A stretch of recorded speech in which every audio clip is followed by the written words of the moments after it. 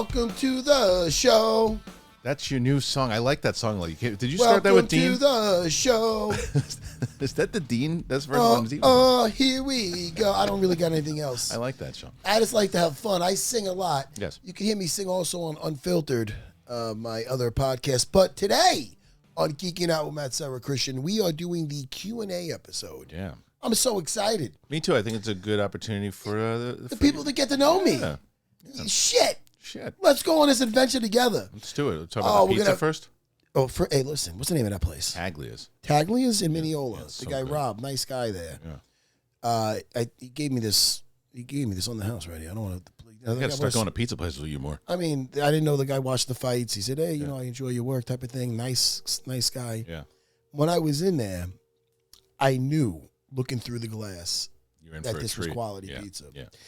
When you recommended it to me, I'm belching it up now. When you recommended it to me, I'm like, all right. I take it with a grain of salt because people recommend pizza. They know I love pizza. They know I'm like a Ninja Turtle. Mm-hmm. All I do is martial arts and I eat pizza, play some VR, attack my wife. TMI. So, you know, I'm a simple man. I seen right away. I saw the way it looked. I'm like, this is gonna be fucking good. If it's any halfway, just the smell. You said Dave Portnoy did not like this pizza? It's not that he didn't like it. He didn't give it the score I think it deserved. He caught it cold. He was caught in traffic. What? He was a little grumpy. I'll tell you right now. It was a fucking. It was delicious. It had got me ranked like number It one. had me up against the fucking cage. Yeah. I was rolling with the punches. It was good. It fucking knocked me out. It was good. It was really fucking good. I go to Phil's. I go to Umberto's. Yeah. They're my go-tos.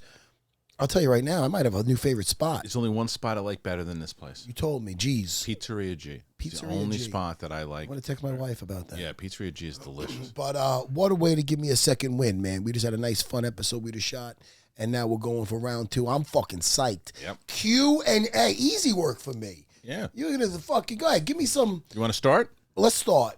Okay. Let's go. So we're going to start. Go. What's great is that this is what I love about doing this show also, too, is I see people that I know that are in the comment section, like people, there's a comedian. There's a friend of mine, another Comedy Store guy, Mike Black. Mike Black. Mike Black. You know Mike Black? I'm going to know him now. Mike New Black's friend. I really like making good new dude. friends.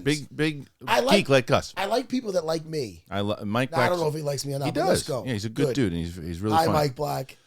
He says, if you could play any character in a movie that you are not typically considered the type for, who would it be? So you can't be Wolverine because that's what you accept you would be. Like, you're not the type for it. I'm not an actor. I'm confused. If you could be in a movie, though. If I could be in a movie. You love movie, movies and you love being, like, and what kind of character it can't be could my you see? life story. No, we think like Indiana Jones is probably somebody you would do, right? I would like to be a hero for everybody under 5'7". Put me in there. It would have to be, I would like that type of movie, a movie with just an adventure. I don't know, though. Again, acting is not my thing I'd wish to be, but if I was in a movie, it would be in that type of movie, an adventure, a throwback adventure movie. All right, this is from Ike Tagan. Would you rather... What's up, Ike? Would you rather see a remake of Blade or of Max Payne, and do you think they'll ever make Hulk versus Wolverine? You know, I don't know about the Hulk versus Wolverine thing. I doubt they'll ever make that. They'll probably maybe touch on it in like a multiverse thing, like they kind of almost teased to in the last one, in Deadpool and Wolverine. The original Max Payne, I never even seen. I seen maybe glimpses of it with Mark Wahlberg, so I don't know about a remake of that. I wouldn't really care too much about that. Okay. But, you know, I'm up for anything. I like Mark Wahlberg. And the Hulk versus... You think that you don't think they'll? I doubt they'll make a movie of that. Maybe they'll show a scene like they say in a multiverse. And as far as the Blade remake, there's only one Blade. Now I love the first 2 Blade movies. I do. The third one fell off. It just didn't work. But the first 2, I thought they were great. Yeah. And you know, but I'd welcome another Blade. I'd like to see them do that again. Chin-Soo Yi. Hello, Chin-Soo Yi. Says, Matty, my favorite movie is Edward Scissorhands. Have you seen it? And what do you think? And he says he loves you. Oh, I love you too. Let me tell you. What was his first name? Chin-Soo Yi. Hey, yo, Chin-Soo. What is it? Chin-Soo Yi. Chin-Soo Yi.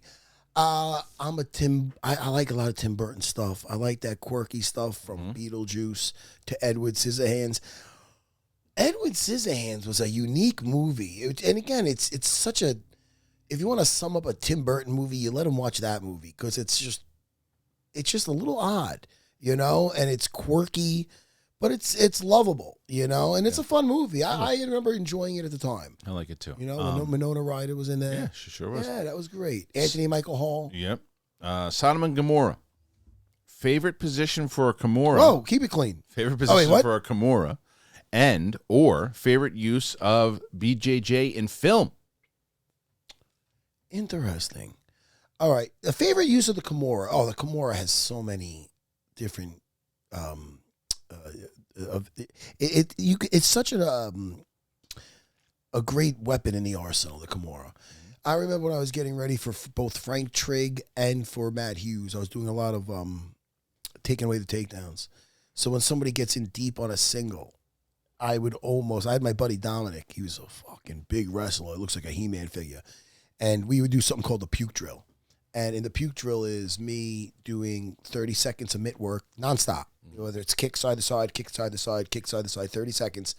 And we're in a cage, small cage. It was at Longo's. The cage was smaller back then. And then the next 30 seconds to a minute, Dominic's attacking me. He's looking to put me against the cage, put me down. So I'm going from striking to fighting off a beast, okay? So anytime he'd be in on a low single, I'd hit that Kimura, Sakuraba style. And I would take his back. If he didn't put me down, I'd put myself to the back with it. Guys know what I'm talking about with this single leg. It's off a single leg. So I loved it off that. But I also use it in half guard. My daughter, if you look on my Instagram, you can find my daughter, Angelina, 15 years old. She went in like the open division. She jumped in this tournament where she went, she's going with girls like 30 pounds heavier than her. She went versus big like Samoan girl. This girl was strong. And she got on top in half guard, and she's great at this one.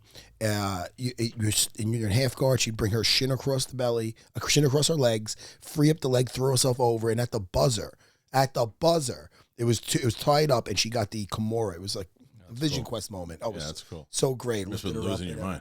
Oh, crazy. That's awesome. I'll cry. Awesome. Start thinking about it. Yeah. So yeah, the Kimura on top, on bottom. I could go on. I could do an hour just on the Kimura. Well, by the way, just so you know, read that for him, please. That's that right now. That says Kimura Savage. Kimura Savage. That's what that says. You're gonna like this next question. Number one, Dad. Go ahead. So because the reason I like this question is because they were answering. There's a person asked this question, and people in the comments were answering it, hoping to see what your answer is going to be. I'm excited. Who's it from? This is from Uncle Boys, who says, "What's up, Uncle Boys? What person were you most in awe of rolling with?" Oh, wow, that's amazing. That's a good question. Yeah. Oh, listen. I rolled with so many amazing black belts, especially coming up at Renzo Gracie Academy. Yeah. One, I'll have to say Master Renzo Gracie, because Master Renzo Gracie is someone listen, that guy, we're going to have him in here sooner or later. I mean, it's hard to track him down. He travels more than Indiana Jones. He's all over the world. And, he taught me what pressure is, as far as literally, not only pressure, putting me in pressure, like when he shows up at the Pan Ams, when I'm a purple belt in Miami in 1999, and he goes, "I came here to watch you get gold, the first place. If you get second place, congratulations, you're the first loser." So that kind of pressure. Yeah. But he also taught me pressure with smothering pressure, not accepting giving up position. In jiu-jitsu, you'll learn when they first came up with the sport jiu-jitsu, the points was what's best for a street fight. That's what's so beautiful about Brazilian jiu-jitsu. 2 points, a takedown, get the fight to the floor. Okay, it's 2 points. Now, once you're there, you clear those legs, past those legs, which is passing the guard. You get cross-side position. In between the legs is danger. There's triangles, there's reversals, there's submissions. Once you clear that and get a better position, you get more points, 3 points. The ultimate points you can get in a jiu-jitsu match is 4, and that's when you're mounted on them, full mount, okay? Or the back, put both hooks. These are the worst positions in a street fight. And if you're on top and you get swept to bottom, it's going to cost you 2 points. So you get used to, so even if you never want to go in a competition in your life, Renzo Gracie instilled in me to get that rule set in my brain, and it'll carry over from sport to fight, to street. That's my philosophy. So Renzo Gracie, first and foremost.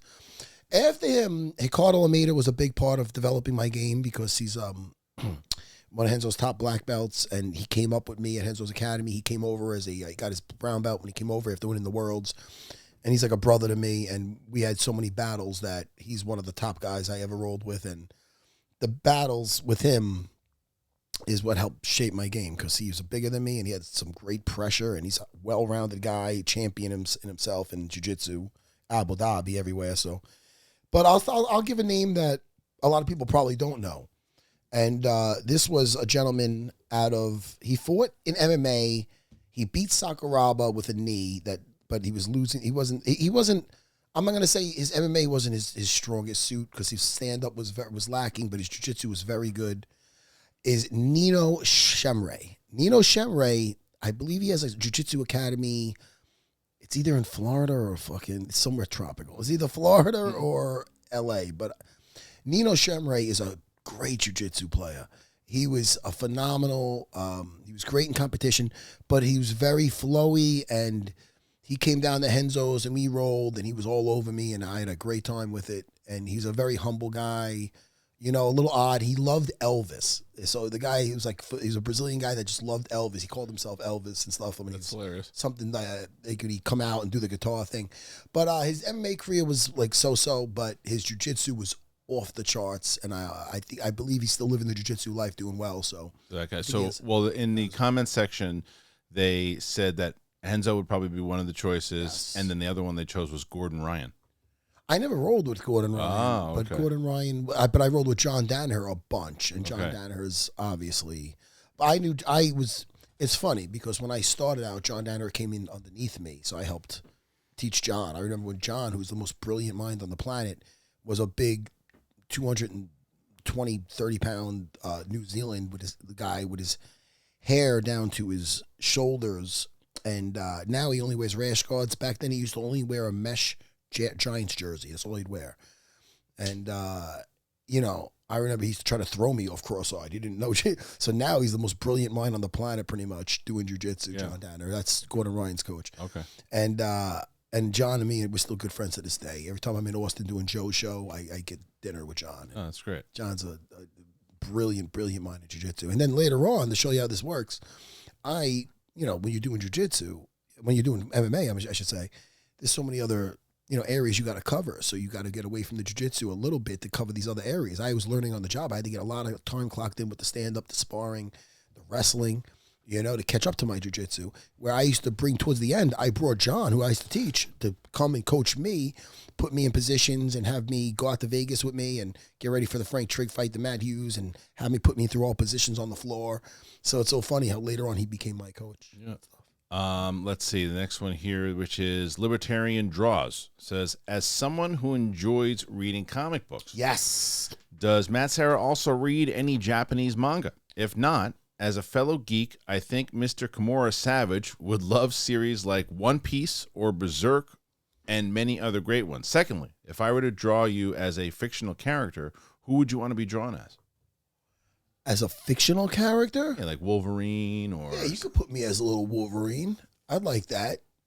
One of our guys who listens to the show did a picture of me with a Wolverine gi. I want to give him a shout out. I'll do it at another time.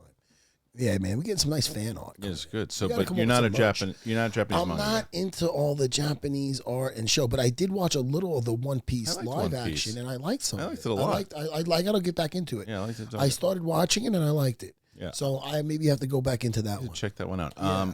Os Nation BJJ. Yeah. Oh, I know that person. Yeah, says that Matt Serra versus Matt Hughes 3 jiu-jitsu match. Would that have been something you have entertained before his accident? At one point they were doing a Metamoris, and which Gracie was it? One of the Gracie brothers was running it, and he brought that up to me. We were talking about it a little bit, but we were talking about in an episode earlier with Indiana Jones. you like to see the guys in their prime. Yeah. You know, I listen. I'm in shape. I can still roll. My knees are a little compromised. Obviously, one's arthritic and the other one's a new knee. But I still feel sharp. I still dangerous. But I'll never be what I was in Abu Dhabi in 2001. Well, he's also saying like before Matt had his accident, and like if it would have happened, like you guys were still. Yeah, I mean, again, I'm 50 now. If I was younger, it could have been a possibility. Yeah. But I think, as far as the grappling realm, it's got to be about passion. I never really do anything for a paycheck. Yeah. You know, except for this fucking show. No, I'm only kidding. This is fun. Yeah, not yet.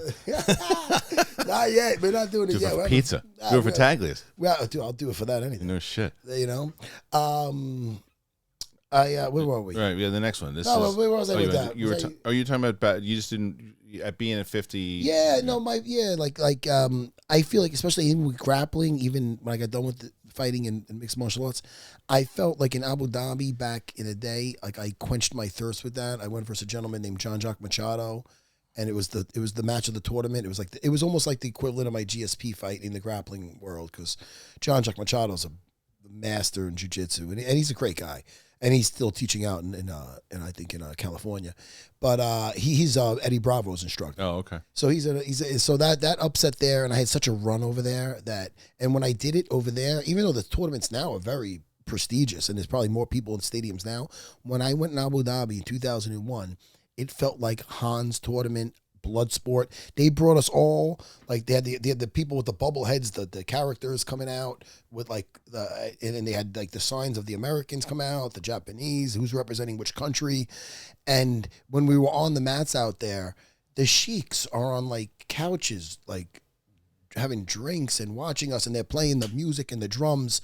It was something out of a martial arts movie. Yeah. So then I had such a great showing over there that I feel like I actually quenched my thirst in that whole area. So, okay. All right. So the Endless Promo Pod says, I want to know your Mount Rushmore of 80s movies franchises. For him, it's Rambo, Rocky, Ghostbusters, and Batman. All right. Indiana Jones is right, one. Right. Okay. Of 80s. 80s. So you would have to. So you really only, with Batman, you only really have one movie in the 80s. Yeah. You only have 89. You only have one. Yeah. So you can't do that. I mean, the Star Wars movies. I'd have to hear some. Star Wars, you got Empire Strikes Back and Return of the Jedi. Easily Star Wars. That's two right there. Yeah. Indiana Jones. Yeah. Franchises. What other franchises were there? I mean, let's think about some stuff from the 80s. Ghostbusters, you got Rambo. It's a good one too. That's I'm trying to think. Ghostbusters 2 fell off a little. Yeah, it was essentially the same movie. Yeah, I wasn't a big fan. I have to think of all the ones that came out. Back to the Future was 85 and 80. I remember I went to see that Ghostbusters 2, and I went with, and I used to always love movies, right? Yeah. And I might have been wild as a kid with some stuff, but I was never bad in a movie theater. And I remember when I went with another bunch of guys, and some of them were a little older, and they would be in dicks in the theater, and I wanted to fucking punch. I was like, dude, this is not only, they're ruining it for other people. If other people say something, I want to jump in with the other people and beat them up. I wanted to get the fuck out of there. I don't blame you. So that's when I was like, you know what? I'll either go by myself or with people. I don't blame you. We got a couple others. You got Lethal Weapon. Oh, let me look over Lethal Weapon. This is a great one. You got Beverly Hills Cop 1 and 2. Gremlins. All right, well, listen, I got 3 right now. I have to put Rocky in there, obviously. Oh, of course. You know, Superman 1 and 2, maybe. Oh no, Superman 2 is the only one. I mean, now with these franchises, does one lemon ruin the bunch? I mean, depends on when it came out. You know, I mean, Aliens 1 came out in 79, so it'd only be Aliens. Well, Alien, that's enough to probably carry. 86 is true, but there's a lot of. It's kind of a hard question. Look at that poster of the Empire Strikes Back. Look at that. It's so good. It's so good. I would say Star Wars, Rocky. Yeah. What's the other one I just said? Star Wars, Rocky. Not Lethal Weapon. I'll say Lethal Weapon. I like the first 2. Oh yeah. You know, Terminator 1 is the only one that kind of fits there. So I don't know. And then whatever was with the 4th head, we don't know. Yeah, there's 3 at least. This is Winky Deluxe. Yo, Winky Deluxe. Winky Deluxe. Go ahead, dude. Sorry. You and Longo make me laugh. Oh, we need more raging out. You better not be booing me. I love that Teddy Atlas interview with Ray, and I'm missing the looking for fights. What the F, Dana? We need more of Dean and Sarah in uncomfortable situations. Well, hey, he's going to be happy. Give me his name again. His name Winky Delight was Winky Deluxe. Oh, Winky Deluxe, even better. You're a delight. This is the deal. We're going back on the road in the next couple of weeks, me and Dean Thomas, before Christmas. Oh, we're traveling 15 hours by plane. That's all I'm telling you. And we're going to go on some more adventures. You might be wondering what adventures. I wonder too. I don't know till I get off the fucking plane, to be honest with you. I can't wait to But I'm up for anything. I like to have a good time. I'm excited. And I always have a good time with Dean Thomas. Just check out that episode. Shit, man. It was a fun episode, man. It really was. I could hang out with that guy every week. I don't know if he could, though. It's too bad you messed up the sound on that one. That upset me. But that's in the pit. They can do 2 seconds. 2 minutes, literally. But what a great episode. Ready for the next one? Yes, right, man. I'm having a fun time. Mansion Jiu-Jitsu says, gi or no gi? That is the question. Gi or no gi? Mm-hmm. For myself, like lately I've been doing just gi myself. But that's not true. I've been rolling a lot with my wife no gi, and I'm not getting weird. I'm just letting you know. No, me and my wife do a lot of no gi. She's a purple belt now, and I have a fun time with that. But I do mostly gi now. I like the way it slows things down. It's not so much because I just use it to strangle people, which I do. But my gi does my game, I should say, carries over both gi and no gi. But the friction of the gi I like because again, they're less slippery. They can't get away as easy, and it sticks to the submissions better when they're not slipping out either. It takes away a lot of the explosiveness. And there's just more options. So I've been doing a lot more gi lately, but when guys train at my school, they have to get at least I'm old school like this because I believe the gi does have a lot of benefits, especially in the beginning of developing your game. So I make the guys keep their gi on until they get 4 stripes. Then they can burn the fucking thing. Some guys never put the gi on again. They're just always in the no-gi classes, living on legs and having fun. See my ears perking up? Yeah, dude, it's great. Listen, I'm trying to pay attention. Hey, dude, you better write this down. Oh, I am. Like Van Wilder, write that down. But it's I just care that they're on the mat. So some guys look at me like they're trying to sneak in past me in the gi's class. I go, hey, dude, I don't. As long as you're here, I don't jump in the Muay Thai class. The academy is such a positive place. But as long as they're training, gi or no gi, as long as you're doing jiu-jitsu. So Exile 40 says, if you could have a superpower, what would it be? And what was your favorite cartoon growing up? Favorite cartoon growing up, I would say I loved Dungeons and Dragons.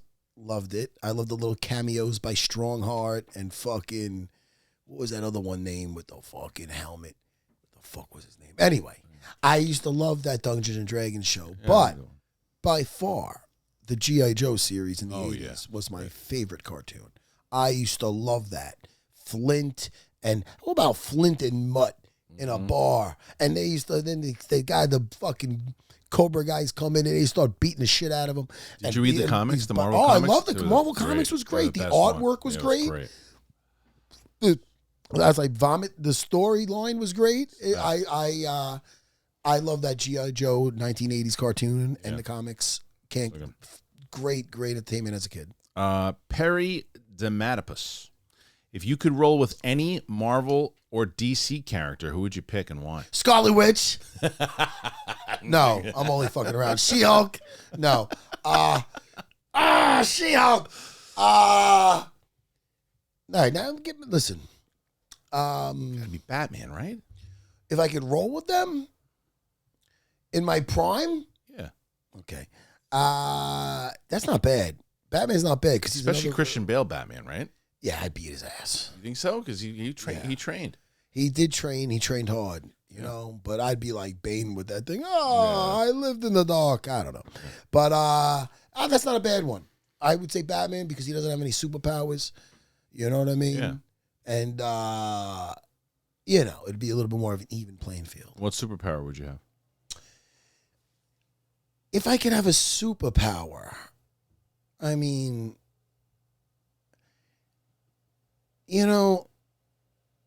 that's interesting. I mean, would you want to be invisible? That's kind of creepy. Would you want to be super strong? I mean, is it somebody that has to have, is it one? Not sure. Whatever you want. What would be the one thing that you would do? I'd be like walking around like a little Luke Cage. I'd be like invincible. Invincible? Shit blown, just bouncing right off me. Okay. That's it. John Manco. Then I'd have to get my wife the super serum so I could smash. Sorry, gang. Clean it up, will you please? This is a family show. Go ahead. You still are loopy from that. I'm thinking of my wife. Plane ride. John Manco. John Manco says. John Manco. How can Star Wars be saved from being woke? Go back to what everybody fell in love with. It's not like they can't do it. They did it with The Mandalorian. Why was the first 2 seasons of The Mandalorian was great? You know? I don't think they think they're doing anything wrong over there. I mean, how could they not? They're very heavy-handed with their agenda. I think it's less about. I mean, and I honestly think it's even less about that. My thing with Lucasfilm is they're not making collective decisions as a group, and I think the people in charge of the film and TV side of it, because they have other things. The stuff that they do with like animated and video games. And I didn't comics. like the latest Tales of the Sith and all that shit. You didn't like that one? Oh, it just. No. Well, but that stuff though, I don't mind that stuff. The books and all those things, fine. I think it's the people that are making the film and TV. I think that they've lost touch of what's going on. I wasn't big, and I'm going to get George St. Pierre on here because he's bigger into this. I heard the lore was amazing. I heard they have a lot of really good stories from the books. There's so many. They don't even adapt any of them. But wouldn't that be the smart bet? Yes. You know, that's what. It's almost like they're trying to tell the fans, like, what's the matter with you if you don't like this? There's something must be wrong with you. That's what I mean. That's why I don't think that they think. I don't like when they blame racism. I don't like when they blame homophobe. But to be fair, Lucasfilm isn't the one blaming the people. It's usually the audience that's going back and forth and what claiming. About that actress that played in The Acolyte? You're talking about the actors and actors, not the people.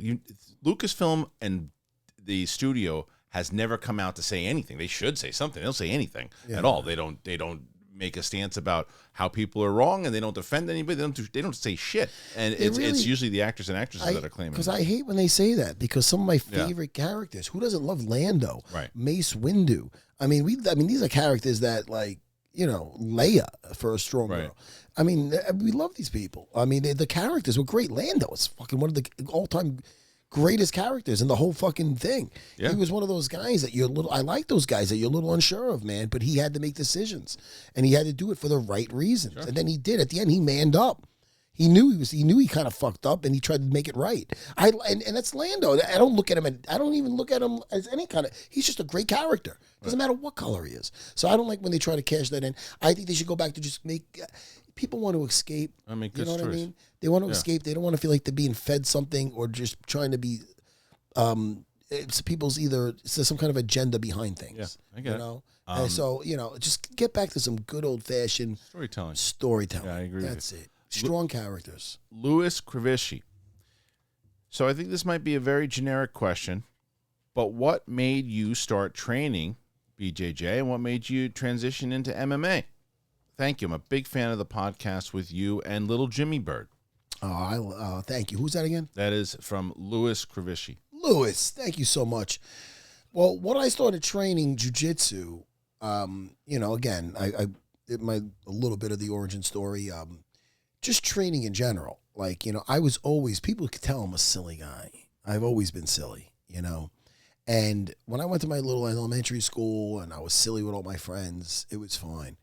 I was the same guy in 7th grade when I went to Woodland. Now, when I went to my junior high, and it said junior high at the time. Yeah. I know it's middle school. I'm just letting the kids know that. Because I get goofed on. My kids make fun of me when I say junior high. So when I went to my junior high, there was like an army base there, Mitchell Manor, and they had some older kids, like 16 in my class. I was 13. I got messed with a lot because I was still a silly kid and I didn't develop yet. I was kind of like goofy. Like, I was like that fun. I'm basically what I was there now, but, I was like silly kid. I was always trying to have fun.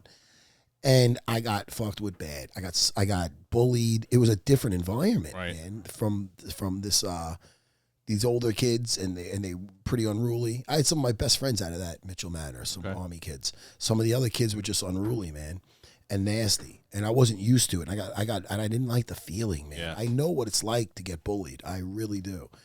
And it's a horrible feeling. It's a helpless feeling. And then I started to develop, man, and I read a lot of comics, and I watched a lot of these movies and these comics you use as fuel. I know it sounds silly and something out of a comic book, and you do one of those I was almost in my own head in my own comic book, making my own fucking vows of I'm never gonna let this happen again. I will get expelled before this happens again. This guy's on my list. That guy fucked with me, and it was a legit. This is a legitimate. This is how it went down. So then I worked out all summer, and I started to get to develop as a kid. And I remember just fucking. I got out of a movie in my room.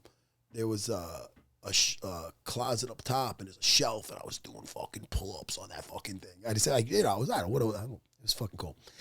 I was starting to develop. I started seeing things. So then I remember a buddy of mine, Frank now, the first kid that fucked with me in 8th grade. And I remember what it's like to get respect and to not get respect. I remember walking in the hallway and sometimes saying, hey, Anthony, or something. The guy just look at you and walk by. I'm like, that was fucking douchey. That was like a dick, But I remember being treated like that.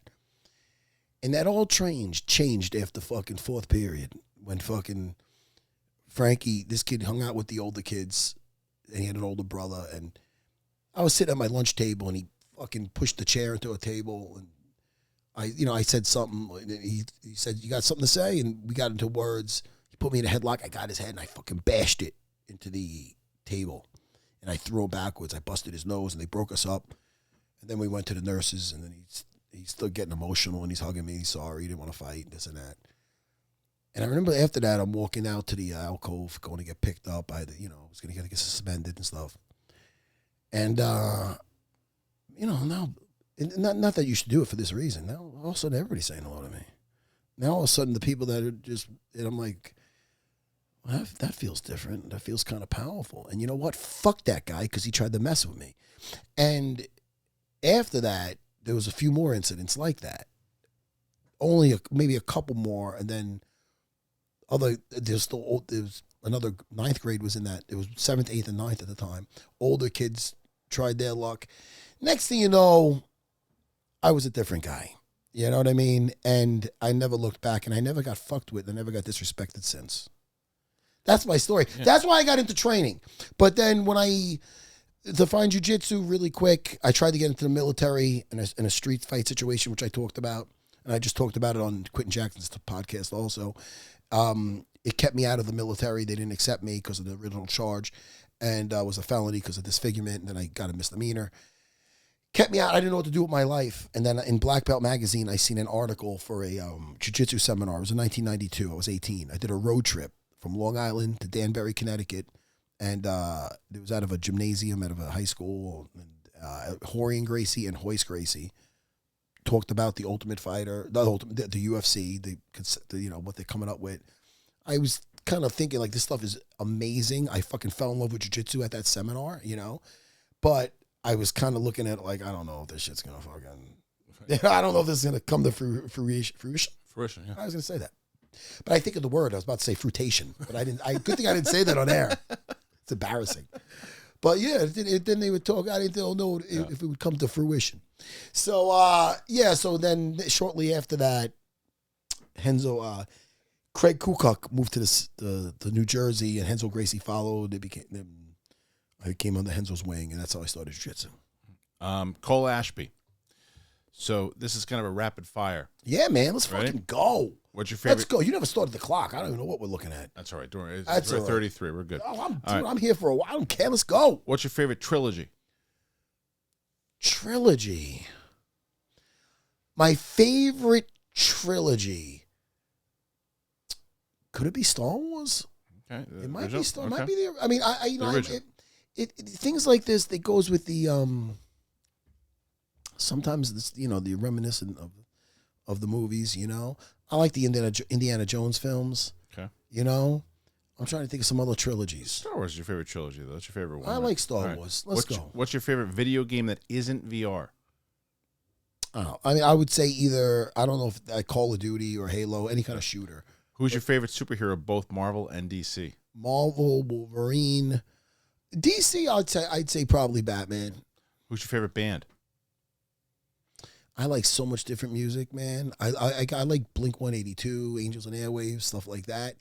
Yeah. They just come to mind right away. But I like everything from Queen to fucking Little Yachty. Yeah. Nice. What age did you start training MMA? Well, Well, I guess that's what it's basically. I started jiu-jitsu in the late 90s, but then I started with Longo around. Longo, I started doing the Muay Thai just to do the pad work and to do stand-up actually to help my endurance because the pad work is brutal. And I started doing Muay Thai with Longo. And I was always doing Wing Chun and doing the arts. I was always fucking around with all kinds of martial arts. But I guess if you want to say mixed martial arts where I was doing the stand-up and the jiu-jitsu at the same time, I'd say late 90s. Okay. And then he wants to know if you want to kill bad guys together in VR. Yeah, dude, Contractors Showdown. We need more people playing that game. No, I'm going to get Lon on here, who's from Caveman Studios. Okay. We're going to do an episode. We talked about we're going to do VR videos. Let me tell you my beef with this show, with this game. With our show? Oh, yeah. Oh, I'm sorry. Go ahead. No, I thought you said, no. You said, I want to tell you the beef with this show. So what do we do with No, I love the show. Yeah, we're going to do VR videos on this show. My beef with this video game is they had, this is really nerdy. This is when if my wife hears me talking about this with the headset on, she'll hit me in my nuts. Trios is fucking a great game. It's battle royale. You get dropped. There's a lot of room. The barrier gets close. It's that classic battle royale. They had that. Great. Solo, same thing, but you're by yourself. Yeah. Great. They threw in this fucking Reborn, and that's when the whole squad dies and the game ends. It's like a quicker version of it, and nobody's in the other lobbies. I don't got 15 minutes to wait with my headset on while I'm waiting for a game. I don't got that much time for that shit. Yeah. I like to get in a fucking lobby, get my kills, get my fix, and I'm out.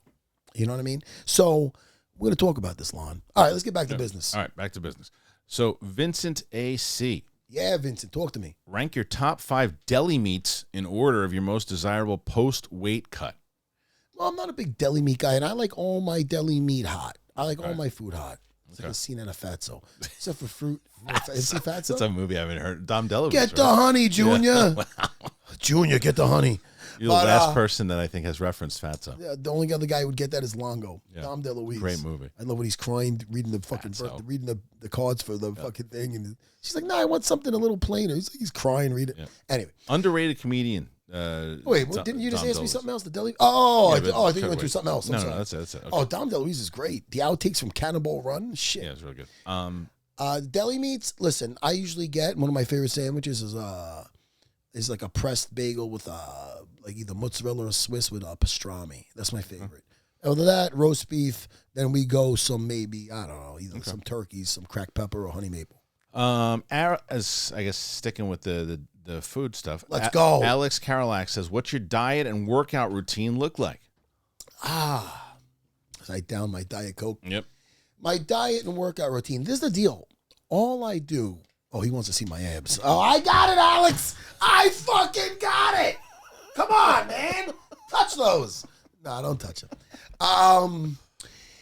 I'm basically on the mat. That's all I do. I do push-ups and sit-ups. My day starts, I get to my academy usually around 6 in the morning. I do a 7 a.m. class 3 days a week, then a 9 a.m. class. Sometimes I'm teaching twice a day. And I'm on the mat. I'm sweating. I start the day, get my head straight. I get in my steam. I come out. I shave my head in my steam. I give you the whole day.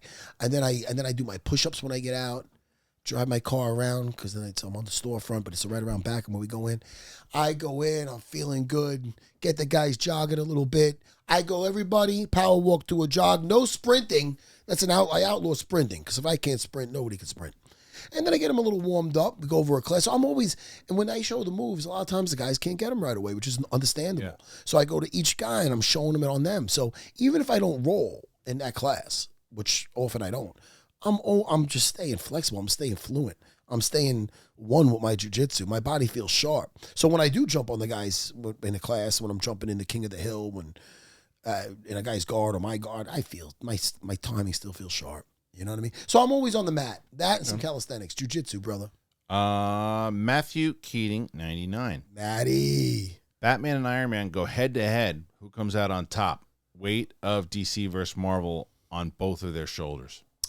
Batman is very clever. Now, this is a fight on the drop of a dime of a hat because then Batman's got a disadvantage. If he has time to plan for it, he's a technician. He's smart. Very smart. I think he can come up with something if he had time to meet him at the flagpole at a certain time. But if it's a drop of a dime hat, he's fucking outgunned. Okay. The Real Karate Kid, 99. Hey, Matt, my question is, what's your thoughts about Kyokushin? Oh, yeah. What is it then? Kyokushin? Kyokushin. Yeah. Correct. I'm not gonna pronounce it right. KYO. Yeah. It's karate style. It's a strong karate style. Oh, okay. And that's actually George St. Pierre's original style. Oh, okay. So it's a very strong karate style. I like it. Okay. So let's see. This is P. Nort.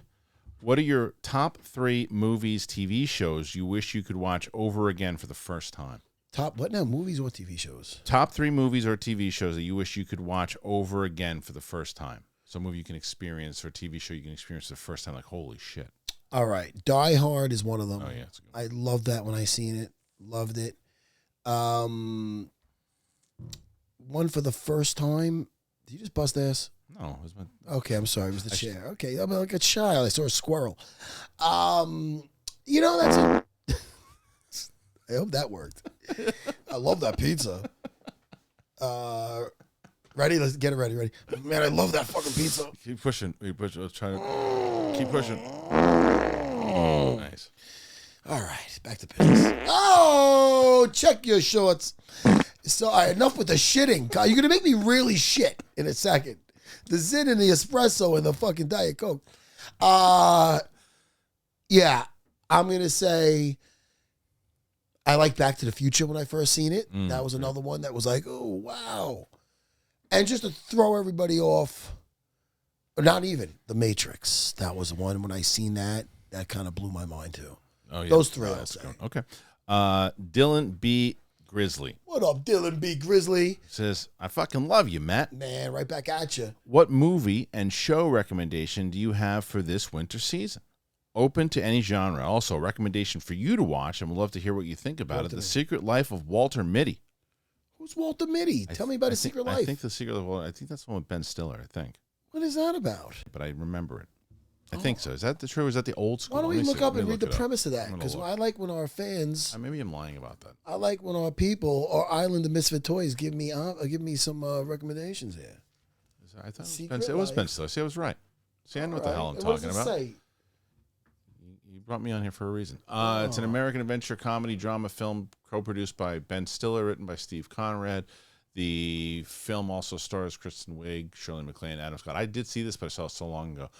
Let's see. The plot is basically he is a negative assets manager at Life magazine, living alone in New York City. Okay. And he was like a big. I think he was like a big adventure and stuff. All right. Well, Smitty. What's his name? Walter Mitty. Walter Mitty. I'll check that out. Check it out. And what was his question? The question was, what movie and show recommendations do you have for this winter season? So interesting. What am I watching? I told you that I checked out, and I think it's a brand new episode. And we were talking about animation, and there was a new Watchmen cartoon. Mm-hmm. Yes. And I'm watching episode 1, and I love the animation, and it's straight from the comic. So that's something I'll recommend, because that's something I just found. Okay. Okay. And other than that, what else could I recommend? I'm watching a couple things with my wife, which is The Old Man, which is so far it's pretty good. I told you. That's so, John you told me to watch I that. told you. That's when the guy who's doing Skeleton Crew did that show. Yeah. Oh, when's that coming out? Skeleton Crew is soon. In a couple weeks. Fingers crossed. I know, we'll see. Jude Law. Can't go wrong with that guy. Yeah. Unless he turns out to be evil, and then we'll be like, you got us again. It's more like Goonie style, this show. It's like for kids. I like Goonies, man. Yeah. Shit, Goonies is for everyone. Yep. I like when he breaks the vase and the dick fell off. Oh, yeah, it's the best. She's like, what is that? Look at her, like when Chung's like, oh shit, what? I just like when they keep. It's fun when these kids just cursing like that. It's fucking hysterical. But did I answer the question? I think so. Yeah, check out that new Watchmen series. Okay. And I'm going back into the Sylvester Stallone series. Oh, Tulsa King. Yeah, because my wife didn't see it, so I'm going back to watch the first season because I want to watch the second one since I talked to Frank. I listened to your interview with Frank. You like the shout out? I did, and I'm actually may get him soon to talk to. I would return the favor. But it was because of that, of everything, listening to what he was saying about, Creature Commandos and Superman. Did you hear what he said the other day about Superman? No, tell me. He said he watched the trailer. He saw that he was able to see the trailer. He's like, maybe I'm not supposed to be saying this. I don't know. But he said he had, because Frank's not a bullshitter. What'd he say? He said he had goosebumps, and he thought he thinks people are going to lose their minds. Dude, I'm all in, man. I want to see what James Gunn does with this. I really do. Yeah, me too. He's got a good track record with those Guardians of the Galaxy. Yes. Steve Sproul. Is it true that Wing Chun was your first martial art? First of all, I know Stevie Sprawl. That's my guy. That's my fucking guy. He's a black belt in jiu-jitsu. Yeah.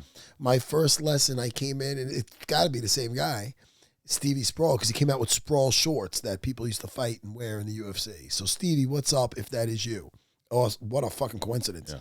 Because Stevie obviously knows that Wing Chun, it could be a different guy, which might be funny. If it's not the same guy, Stevie, I like your support either way. Not him at all. Hey, Stevie Sprawl. I don't know why because I used to, we have nicknames where I'm from, so I used to call this guy Stevie Sprawl. Hey, Stevie, you're a new friend. Thank you for subscribing. What was Stevie's question again? If Wing Chun was your first Yes, it was. It was my first martial art. Okay. I had a wooden dummy in my garage. I used to do trapping drills with my father. Sorry, I'm trying to do a chain I think you punch. and Phoenix talked about this actually. Yeah, Pak Sows, Bong Sows. And Wing Chun was fun. It was a fun art to play with, But the ultimate for self-defense, I feel, is Brazilian Jiu-Jitsu. Real Smith TV. Would you or have you ever played D&D? If so, would you play with us and Christian Lean Avaro, who, of course, is a dear mutual friend? When my brother, my older brother, used to, he was a little geeky, right? He got me into comics, too, a lot. And around the neighborhood, they used to play D&D, and I used to go with them as a kid, and I loved it. Yeah. I loved it, because especially when you're a young kid, your imagination, it's really big with imagination. And, like, they tell the story, and now you go on against a troll, and you roll your dice and see if your arrow hurts them and all that. I used to love it. I don't think I'd go back into it, but, I got VR to play. But I only got so much time. I got Kimuras to rip. But as a kid, I really enjoyed it. My daughter plays. She enjoys it. Yeah. Oh, really? Yeah, she enjoys it. That's cute, man. I didn't know the kids still even do that. Oh, yeah. Hell, dude, it's super popular. It is. Oh, D&D? And so Joe Manganiello, Joe Manganiello, right? He's in the... He's in a lot of movies. He was Deathstroke in the. Oh yeah. He was also in True Blood. He's a werewolf. In True Blood. Yeah. So he's a big D&D guy and interesting, huge. And like there are tons of celebrities that like do this the D&D. Matthew Lillard from Scream, big D&D guy. Yeah, that's cool. Yeah, they're big D&D guys. Yeah, that's interesting. All right, so Sharknado. Who's your favorite black belt? Oh, well, first of all, it's you, Jedi Josh. I know who that is. No, you do. Let me see the picture. I got to look for it now. No, don't worry about it. It's Josh, because I think I see that in the comments. Okay. Josh, it's you because you subscribed. I don't know if any of my... No, actually, I know Will Hollow, my black belt, subscribed also. I think they all... Listen, it's not about subscription. I love all my black belts. Yeah, that's him. Yeah, go ahead, give him a follow. He's a good guy. Sure. His wife trains also. All right. Carolina. You got to request it, so if he's like, "Who the hell is this guy?" Yeah, he's a weirdo. But yeah. Hey, listen, he's in my over 40s class. He's a lawyer too. So he's gonna be choking me out basically. He can get you out of trouble. That guy. Josh has been with me for like fucking 20 years. He's a great guy. Okay. Let's see. So then, B. Morema. Hey Matt, I have a question. Who runs Bartertown? Oh well, first of all, I don't know if you ever saw the Protect Your Necks show with me and GRE. Yeah. Did you ever see the large gentleman, John Rollo? He's sitting in the Well, he's not Dean Thomas or Joe Rogan, so he's the other, guy. Right. He's the 300-pound gentleman. Yes.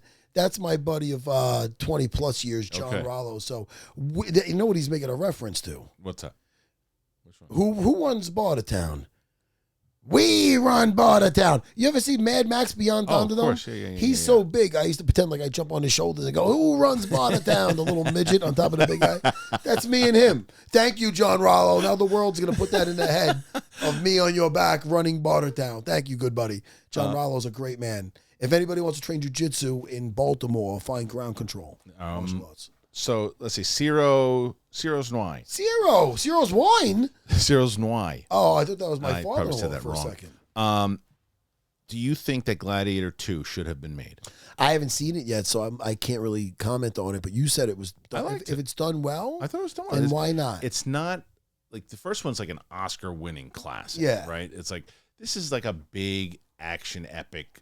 Let's go. Swords and sandals movie. Listen, man, swords, sandals. That's what it is. I'm in. I got to watch it though. Yeah. Der Pitts. What up, buddy? Aragorn versus Prime Sir Barristan. Sell me. Who takes it? Sell me. Aragorn was all right. You know? What about the new Lord of the Rings when they making the orcs have families and be like, oh, we got our side too? They're fucking creatures of the night, you assholes. Wait a minute. I forgot to tell you this. What? I just watched the new Lord of the Rings cartoon animated movie that's coming out. Yes or no? It's good. Is it good or is it just just a chick flick though? No. Look, she's the lead. She is the lead, but how's the other characters? Great. It looked good. Brian Cox does the voice of the king. I apologize. Sorry. But dude, they open it up with the Peter Jackson, the music. The Howard Shore music. Where's this gonna be shown? It's gonna be in the theaters. Is it really? Yeah. It's But it looks good. I was expecting. It's good. I've seen it. I've seen the movie. I saw the movie. I thought it was gonna be shit. You know, to be honest one with day you. I really liked it. One day maybe I'll be a +1. I did not see that in the theater. I got a screener for it. I got a code for that one. I watched, but I will take you to the screen. You're busy, man. You're teaching people to choke people up. Okay. Not too busy to see the fucking Lord of the Rings cartoon movie. It's true. If I get a screening for it, I'll get you to go to it for sure. Okay. I want to see that though. It does look fucking it's good. It's good. And it's like Game of Thrones type violence. The animation looked amazing. It's really, but then I saw surprised her almost taking the lead. I'm like, what's going on? But it's it's organic. It's like nice. It's organic. It's not like it's not just because it's not the teal. It's not the teal. And I know show. you're not like this. Is it like the Kevin Smith's latest? I know you're not like this, but I like I'm not. But I'm not gonna. For me, there are a lot of people out there. Just like if a woman is in the lead, they're like, oh, here we go. No, I don't care. I'm I not know that you're guy. not. I know you're not. And I don't disagree with you that there are times where you're just like, you're just doing this because, and every guy is a fucking idiot. Do they do that in this? No.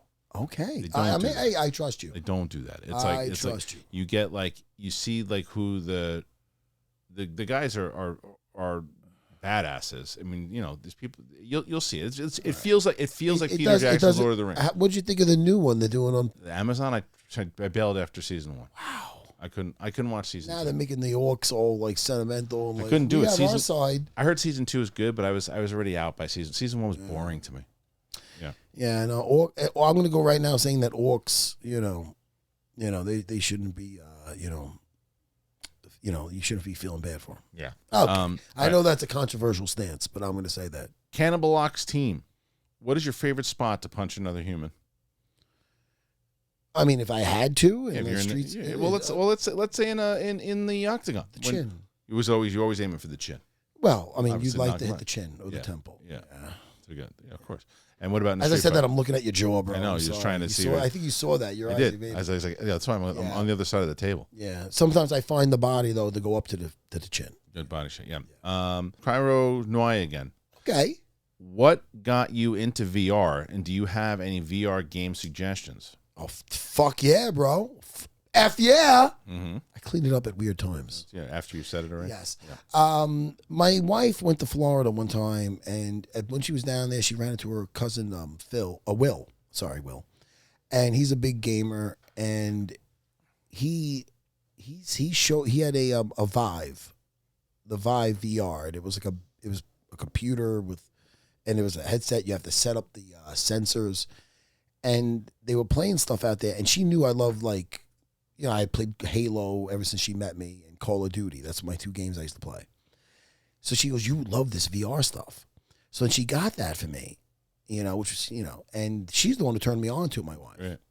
And I loved it right off the bat. There was a game I was calling, which is kind of like the game I'm playing now. It was called the Last Battle Royale. It was called Last Stand. And it was like a PUBG in VR. And it's similar to what I'm playing now. What I'm playing now, and which I recommend, is Contractors Showdown. Okay. It's basically like a Fortnite type game, but it's like it's a battle royale, and it's basically Modern Warfare in VR, and it's so immersive, and it's such a fun game that it's all I play right now. We'll have to do this. So yeah, we're looking at trying to do January, February to get you hooked up to start putting videos on the channel. They want to see me live this. Yeah, they want to see what they're going to see what I see. Yeah, We're gonna. The whole. They're gonna see red. We're gonna have another producer come in and put the video up when you're watching, so we'll be able to see your reaction plus the video. Let's go. Yeah. Emilio Lopez. Yo, Emilio. Team X-Men or Team Avengers? I know your answer here. What is it? X-Men. I grew up on the X-Men, and back then, it wasn't so we're jumping back and forth to teams. You know what I mean? You carried your flag. I was Team X-Men all along. Back to the Secret Wars days. You know, the original Secret Wars. And when the X-Men were still looked down upon, even with the other heroes, you know, they're like, yo, what are these guys doing here? You know what I mean? They were. I never. The Avengers didn't get popular until the movies came out. To me, Right. Wasn't even. I into loved that. the X-Men as a kid. The comic X-Men books. were my favorite comic books, bar none. Did you read Meltdown? You remember that Meltdown with Havoc and Wolverine? I remember. I Really remember the. I don't remember the plot line. I remember the comic art for some reason. Yeah, well, because it was different. It was like it was almost like a realistic. It was wild. It was wild. Yeah, it was cool. So, all right. So then I think there's only have a couple left. So we got Matt Helfand, who says, "Will there be more episodes of Dana White looking for a fight, as the Banger Main MC put it?" Oh no, Dana White wanting to fight, as the Banger of Main MC put it. Oh, yeah. That's the guy that watches, because the guy that was announcing it getting the name wrong. It was hysterical. Yes, we are going taking a 15-hour flight. I don't know. I didn't announce where yet because I don't think it's out there. But we're going to be going overseas looking for some talent in a couple of weeks. So myself, Dean Thomas, Dana, we're going to have some new adventures. That show, it's like fucking what is dead will never die. That show never dies. Every once in a while I get a call saying, "Oh yeah, Dana wants to go here," and I'm in. Yeah. So that show is a show I will do forever, just like my Unfiltered podcast. Hopefully this thing too. We're having a good time because it's something I love to do. I don't like to travel, but when I do, it's for something fun, and it's fun. It's a paid gig, and it's a gig that I get to really just hang out with my friends and experience fun shit. Yeah, it's a fun show. And if you guys have not watched Dana White looking for a fight, throw that in YouTube and have some fun with it. You really should. True Force Martial Arts. Is that a Bronco that you were driving? Yes. I love my Bronco. Yeah. I don't know if I told the story on here, man. I was late on. I was driving a Tahoe since I got out of the Ultimate Fighter 6. They gave me a Tahoe, and I drove that to literally the wheels almost fell off. And then I turned it in. And I got a good deal on another Tahoe. So I was in a fucking Tahoe for like 13 years. So I got a little spoiled, and then I got into a Durango, which is a nice car. I never fell in love with it. Did I tell this story before? Oh, should I hear? I never fell in love with it. I felt like a spoiled kid because I knew I had a nice truck, but I didn't like it. So then I got through it. I was going to get out of it early, but I stayed in it. You know how shit's on automatic payment? Mm. So, fuck, man, I went over the time and then the payment stopped. And I called once to extend it, and then I had to get something fixed on it, and I didn't. So I'm in the back of my fucking fire pit, getting my head straight after a nice long day. It's around 12:30 in the morning. All of a sudden I hear beep, beep. Oh, I look on my ring. Oh, it's a tow truck. So they had to get my neighbors probably think I'm losing my house. So I had the a tow truck come out there. I'm in a Star Wars Snuggie, and I go in the front, and I'm like, yo, bro. I'm like, oh, was I in a Snuggie? Maybe not, but I'm always in a Snuggie back there. So anyway, I love my Star Wars. I got that at Comic-Con. But anyway, I go out there. There's a big dude out there, tow truck driver. I go, what's up, man? He's like, oh, man, to the bank. I go, it's all right, man. You want a water or espresso or something? The guy was cool. And I got my car towed. And the next day, my guy, Johnny Singleleg, he listens to the show too. Yeah. He got me right into a Bronco. But before I got into that Bronco, I got into a little fucking rent-a-car. So after I get my car towed, I'm in this rent-a-car. The second day I'm in it, it didn't give me too much of a warning about the gas. All of a sudden I hear, car is empty. I go, what the fuck? So I'm on the Seaford Oyster Bay. I got to get a fucking I got to get a pickup. So listen, man, that's my adventures. But yeah, it is a Bronco. That was a long answer. That's a good answer. All right, so you know what I realized? Yes. There's more on Instagram, but I posted on YouTube for us too. We should show some love to the YouTube. Oh shit, man! So let's fucking go. We got some YouTube. Okay, so this is from Darth Jar Jar 6619. What up, homie? Who's your favorite actor of all time? Of all time? Of all time. All time. That's such a rough. You know what, man? I don't know. I'm gonna say Sylvester Stallone because he's still going, and I like his body of work. All right. I love all the love people. We're gonna do this more often. I know some really. We can do this every couple months. Yeah. Here's a good one. Billy Smith, NP5ZN. Yeah, Billy. Who have you fought, or who you thought or knew was using steroids? Listen, I fought in the UFC pre-USADA. So I'm going to say I probably fought a lot of guys on steroids. I'm going to say that myself and PJ Penn are one of the few guys that probably haven't done anything back in the day, to be honest. And then Ahmad MX08PV. If there was a movie made about you, which actor would you like to see play you? I don't. You know what? It'd probably have to be an unknown because I don't know, man. I think you put an unknown, and then you put a bunch of people around you that are more. Yeah, get some unknown guy in there under 5'7", and I'm down. I told you that though. I called you up. I said I think they should make a movie about your story. You never listen. You never know. Yeah, you know, George ain't fighting no more, so no, it's not like the last guy to beat him is Captain America besides me, so no one else is beating him. I know. George is great. Joel Short, 194. Hi, Joe. I'm short also. Hey, Matt, I've been a fan of you for years, and Christian was one of the guys who got me into movies. I love you guys. Cool, Thanks, man. What are your thoughts on the Bourne movies, and would you want to see another one? They are making another one. The ones I seen, they kind of all blend into me because I was never too into them, but they weren't bad. I always enjoyed them. I couldn't tell you any plot of them. I haven't seen them in ages, but I remember them just being, quality. They weren't bad. Yeah, I the Bourne movies. I love the Bourne movies. Yeah. I love them. There's a new Something one. Maybe I can get back into. Yeah. Let's see. Darren Sparks. Matt recently mentioned that he never liked Tim Sylvia, and I remember the UFC live crowds never seemed to like him either. So my question is, what was it about him that people don't like? Well, Tim Sylvia was part of Matt Hughes' squad. Mm-hmm. Now I get along very well with Pat Miletich. I get along very well with Jens Pulver. But when I started and I got along with Tim Sylvia. I used to run into him and be friendly with him. Yeah. And but then again, I was also friendly with Matt Hughes. And then when I had a feud with Matt Hughes, Tim Sylvia took some shots. And when I beat GSP, he even said, like, oh, the sun shines on a dog's ass someday, something like that. So, and he also took a shot at my buddy Drago about something when Drago lost the fight. Mm-hmm. So I thought he was he's a big dope, basically. Tim Sylvia's he was always like a big, like, sloth, big dummy.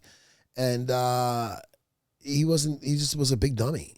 I feel kind of bad for him, but I hope he does well. I don't really think of the guy. Just not a fan of him. Yeah, I mean, listen, you take shots at me, now we're no longer friendly. Right. So. Sivoxify. Do you think that Jones is ducking at Espinal? Yeah. No, I don't think Jones is ducking Espinal at all. I think Jones is a very smart businessman. I think he's right to try to negotiate what he's looking to negotiate because look what he's put in there with, who he's been in there with, what he's accomplished, what he's done. If you hear his argument, he's like, all right, if you're looking at me, Tom Aspinall, yes, he looks big, young, frightening, but he's like, if I take him out, it'll be doing just as much as Cyril Gane did for him, which is not much because he's not really established yet. Pereira is more of an established name, and he's saying they walk around the same weight. He's a guy that's already accomplished so much, 2-division champion, and for his legacy, that would be the bigger fight. Yeah. Arguably the easier fight, because the chances of him getting Pereira down is very high. The chances of getting Tom down, who's probably 30 pounds heavier, jiu-jitsu black belt, the hand speed and everything is a more dangerous fight. He's saying it's a more dangerous risk without the bigger reward. He beats the other guy, it's a bigger reward. So I hear you hear Jon Jones talk about it. There's an argument to be made. He's not afraid of anybody. It's about him getting paid. Sense. Okay, so let's do a couple more here. Yeah, man. MMA Interesting Prospect says, what is the best experience from your coaching career, and what, in your opinion, is a recipe for a happy life? Oh, that's a nice question. Who said that? That was from, where the hell was it? MMA Interesting Prospects. I have so many memories on cornering. You know, I mean, it could be my daughter or my wife. There's memories with that that are very special to me. Very special. And then there's obviously this championship fights, but even there's other fights too. Like when Merab had to fight Peter Yan, that was bigger. That was bigger than just man versus man. That's country versus country. That's some Rocky IV stuff. Yeah. There was some history between where he grew up in Georgia and Russia, with them occupying Georgia and taking over and stuff like that. And it was very deep, where Merab was not afraid of Peter, but he did not want to take the fight because of that kind of pressure. He goes, Matt, I cannot lose this fight. I can never go home. That type of thing. And of course, that's not true, but right, I know. That's how much pressure. So for him to take that fight and for him to dominate it the way he did was just something I'll always remember.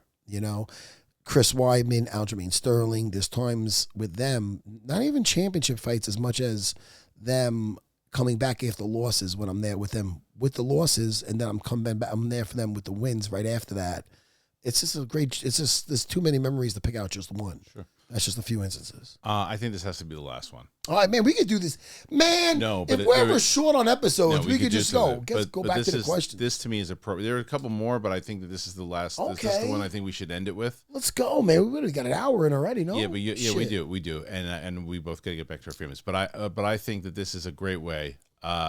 Andy Beekster says, "How do I find my superpower?" Well, listen, man. First of all, it's pretty great. I'm glad you picked that one as the last one. Yeah. That's a nice one. How do you find your superpower? Well, listen, man. Jiu-jitsu was my superpower, to be honest with you. It's something that gave me not only more means to defend myself, which is obvious, but made me more of a dangerous person, but just made me more of a confident person. It changes people's swag. It gives you confidence where you're used to being in such tough, bad, difficult positions, and then all of a sudden you're getting out from those positions. Also, you're making people tap out, saying "uncle" from these techniques you're learning. It truly is a superpower. But it could be anything that you really just are passionate about. You get something that you really find that you love, and then somebody said, "Is this the same question when it's?" No, This is how to find my superpower. Oh no, wait. But the other question was how to live a happy life. Yes, I didn't answer that. Oh. I'm answering it now. We're blending. I was part of the last one, right? Yes, so you can answer both. So I guess combine superpower plus a happy life. Yeah. Listen, if you find doing something, there's that old saying: when you find something you love to do and you make a living out of it, you never get to work a day in your life.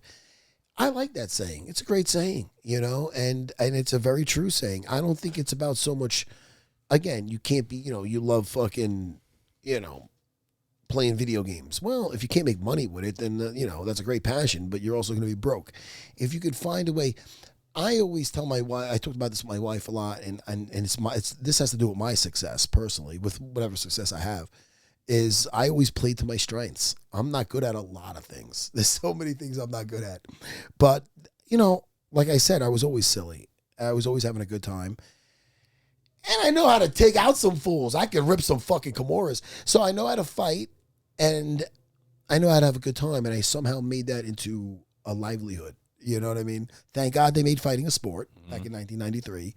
And thank God most fighters like talking to that fucking plant over there. Fucking, I'm only kidding. Most fighters are good. But I like to have a good time. So my thing is, I used to have 2 schools, and I used to have more on my plate. The pandemic took one school, and it was one of the best things that ever happened to me. More is not better. I found just because you could have a certain amount in your bank account, and you won't feel the difference. If you have a day-to-day life, you're still making money. But you know what I mean? Like, if it's all about dollars and cents, it could drive you to make decisions that you're not really passionate about. You're not taking projects that you like. I got offered other gigs to do things, even to appear on different shows, and some of them are political, and it's not my wheelhouse. I know what I'm good at.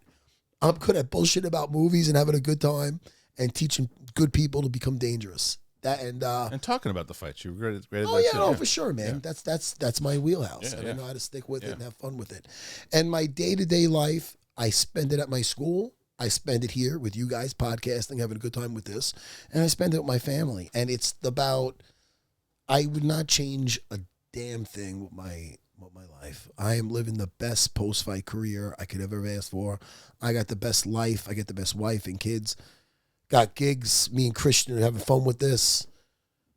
I guess that's ending the show. That's good. Great way to end the show. All right, everybody. Stay humble yet dangerous. I found my superpower. He's looking for his. Find yours. Bye, everybody.